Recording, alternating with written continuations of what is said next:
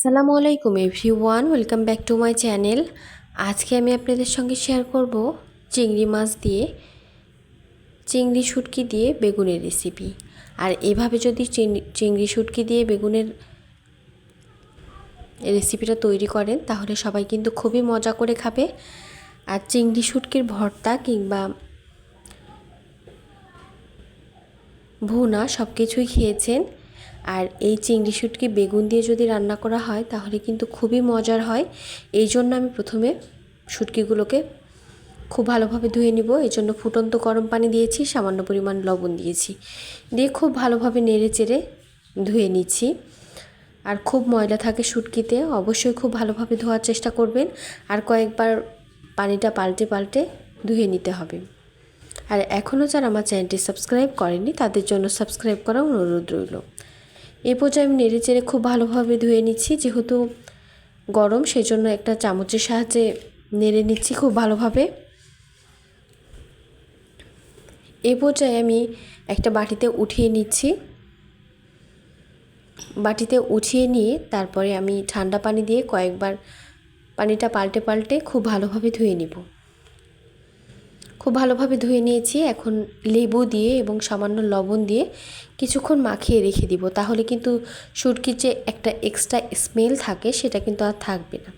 অনেকে শুটকি খেতে পছন্দ করেন না স্মেলের জন্য, আবার অনেকে পছন্দ করেন স্মেলের জন্যই। সেক্ষেত্রে আপনারা ইচ্ছা করলে সেটা মাখিয়ে রাখতে পারেন কিংবা নাও রাখতে পারেন। এ পর্যায়ে আমি একটা প্যান নিয়েছি আর সেখানে পর্যাপ্ত সরিষার তেল দিয়েছি। আর এখানে চিংড়ি শুটকিগুলোকে খুব ভালোভাবে লেবু লবণ দিয়ে মাখিয়ে রাখার পর আবারও ধুয়ে নিয়েছি। তারপরে আমি দিয়ে দিচ্ছি, দিয়ে সামান্য পরিমাণ লবণ, সামান্য পরিমাণ হলুদ গুঁড়া এবং সামান্য মরিচ গুঁড়া এবং জিরার গুঁড়া দিয়ে খুব ভালোভাবে ভেজে নিচ্ছি। খুব ভালোভাবে ভেজে নিব, একটু সময় নিয়ে ভেজে নিতে হবে। খেয়াল রাখতে হবে শুটকিগুলো যাতে পুড়ে না যায়, কিন্তু খুব ভালোভাবে ভাজা হয়ে যায়। এ পর্যায়ে একটু সময় নিয়ে ভেজে নেওয়ার পর আমি শুটকিগুলোকে উঠিয়ে নিচ্ছি একটা বাটিতে উঠিয়ে আমি এক সাইডে রেখে দিব।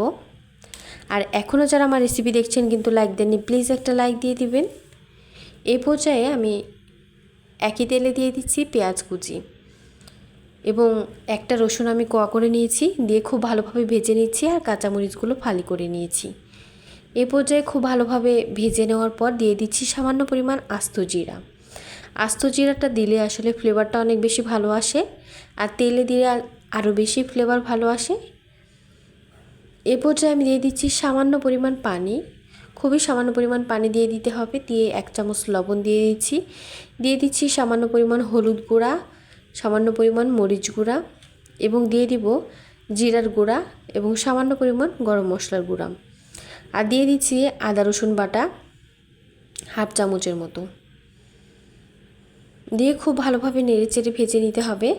আদা রসুন বাটাটা দিয়ে দিলাম, দিয়ে খুব ভালোভাবে নেড়েচেড়ে একটু সময় ভেজে নেওয়ার পর যখন তেলটা উপরের দিকে উঠে আসবে তখন কিন্তু আমি চিংড়ি শুটকিটা দিয়ে দিব। ভেজে রাখা শুটকিগুলোকে দিয়ে দিচ্ছি। আর এভাবে যদি খুব ভালোভাবে শুটকিগুলোকে কষিয়ে রান্না করেন তাহলে কিন্তু টেস্টটা আরও বেশি ভালো আসে আর খেতে অনেক বেশি মজার হয়। আর এটা যদি গরম ভাতের সঙ্গে পরিবেশন করেন তাহলে সবাই খুবই মজা করে খাবে।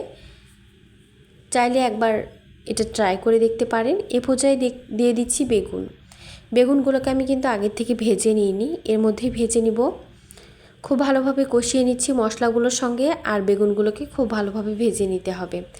আর এভাবে শুটকিগুলো যদি আগেই দিয়ে দেন তাহলে কিন্তু টেস্টটা আমার কাছে মনে হয় ভালো হয়। অনেকে একটু পরে দেওয়ার চেষ্টা করেন, সেক্ষেত্রে আপনাদের বলবো যে এভাবে দিয়ে একবার খেয়ে দেখবেন কতটা টেস্টি হয় কিংবা কতটা বেশি মজার হয় বেগুন দিয়ে এভাবে চিংড়ি শুটকি রান্না করলে। এ পর্যায়ে আমি সামান্য পরিমাণ পানি দিয়ে দিচ্ছি কষিয়ে নেওয়ার পর। তারপরে ঢাকনা দিয়ে ঢেকে আমি মিডিয়াম হিটে কিছুক্ষণ রান্না করে নিব।